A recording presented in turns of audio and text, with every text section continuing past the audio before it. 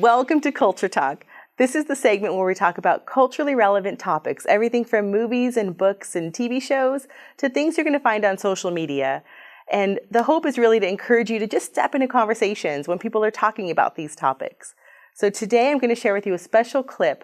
I caught up with Pastor Jeff Vines of Christ Church of the Valley to talk with him about his book, Divine Romance, and also just this topic, especially as we're gearing up for Easter and we think of Good Friday. Think of finding hope in a hopeless situation or a situation that seems hopeless. So we want to take a listen and hear what Pastor Jeff has to say about this topic.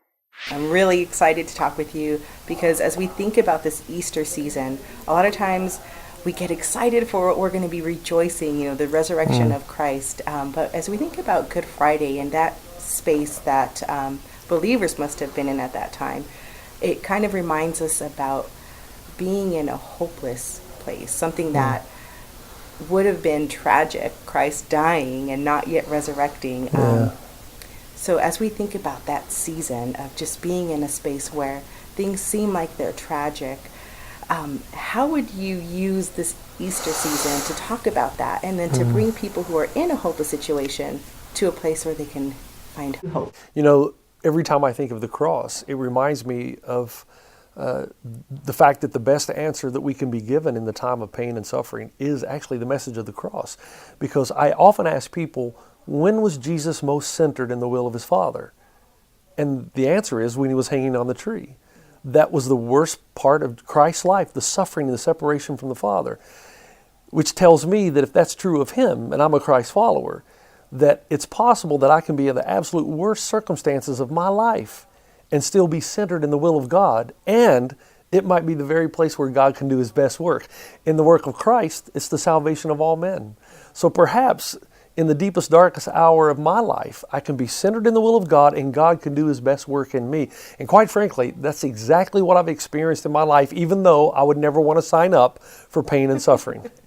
Sometimes if people are in pain and you're trying to share this with them, it's hard for them to feel like you understand, but you actually do understand. You've written about some pretty trying times in your life. So can you share just a little bit about that? Sure. Yeah, most of my life was pretty easy. I had everything that you think you would want. I played basketball in high school and college and had a good career and married the woman of my dreams and had 2 kids, the boy, then the girl. You're supposed to have the older one, then the younger one.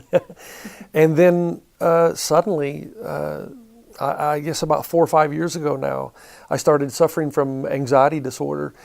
And it was really hell on earth to me because I would wake up at 2:30 every morning. And I thought I was dying. I thought I was going to go the same way of my parents who died young. And I was convinced I was having a heart attack, and it felt like a heart attack.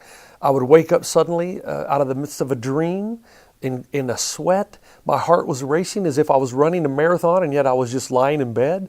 I felt like I was going to pass out at any moment. It really scared me. I was breathing so fast and heavy. And for about the first 6 months of this, every night, and I literally do mean every night. Now, I didn't go to the emergency room every night, but it wasn't that few. I would say 3, maybe 4 times a week. And my wife would take me, and we'd go through the same scenario. And after a few months of this, the doctors and nurses would finally see me coming, and they finally suggested you need to get on a treadmill, let them test your heart. You need to have an echocardiogram. I did all of those things, only to come back to tell me that I had a very strong heart and I was very fit. And I remember saying to the doctor, well, why is this happening to me, out of real frustration? And finally, I was diagnosed by a psychologist and a psychiatrist as having anxiety disorder, which the technical term for that is impending doom. It means that your body is certain that something is going to happen and it's not going to be good. There's no explanation for it, really. Some people call it a chemical imbalance. Some people call it, some kind of traumatic event has happened in your life and now your body's responding to it. Even though you're in denial, your body still knows that something's wrong. Whatever happened to me during those 2.5 years, though, I can tell you that God did his best work in me. I had never had a prayer life. I had never seen things of God that I had seen during those sessions. And for me, it just was one of those things where suddenly everything kind of took over, and I started to see God in a light that I'd never seen him before. I don't think that that would have occurred had I not been brought to the end of myself. And that's why I think of every time I think of Easter, I'm reminded of that. That even in your darkest hour, number one, God might be doing his best work. And two, how much does God love us? How far should he be willing to go to open my eyes to what really matters and to give me that peace no matter what external circumstances are happening? And I think God sometimes, I'm not smart enough, I don't think any apologist is, to know what God sends and what God allows, but I do know that he's trustworthy and faithful, so that in the deepest, darkest hour of my life, I can trust that he's doing a great work. And I think the question you ask is, all right, God, what do you want me to see in this time of my life that I have not seen before?